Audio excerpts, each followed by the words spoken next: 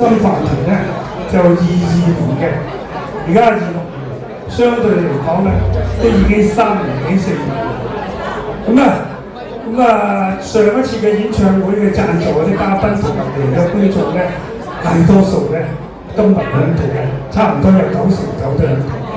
所以咧，愛心法團咧喺佢哋心目中咧都係長期要支持嘅一個機構嚟嘅。多謝晒，多謝晒。頭先咧，我咧就唱咗幾首，跟住再唱多一首，送俾大家，大合霍元甲。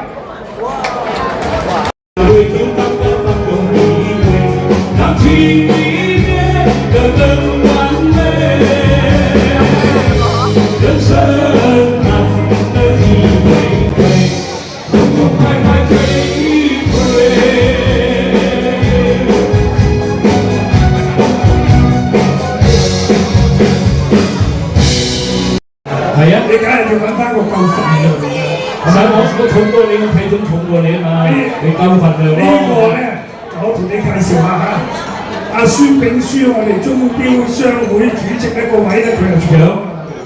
中日傑嗰個新界醫管局嗰個新界聯網主席嗰個基金咧，又係佢做主席。咁夠份量嘅人，今日嚟到呢度。擔任我哋個司儀同埋一齊唱歌，你話要幾啲掌聲啊？頭哥，你咧就嚇咗差唔多60成人，就笑死40成人。你知唔知啊？廣東話係啦，唔識就嚇死，識就笑死。呢度我都識40%。都唔係嘅，呢度好多你棟篤笑咧，你就下次黃子華開棟篤笑，我打電話俾你客串下。我其實同你咧就已經20幾年嘅。係啊，我哋20幾。我哋20幾年都係唱歌嘅。我哋有個排頭喎，叫做福祿壽。福祿壽咧係喎，今晚唔見阿福嘅，就最衰都係我，咪最衰都係我啦。我咧 book 嗰日子嗰陣時咧，就冇問過修哥，修哥今日生日撞到正。咁啊，即係修哥就收咗個契細佬㗎嘛。哦。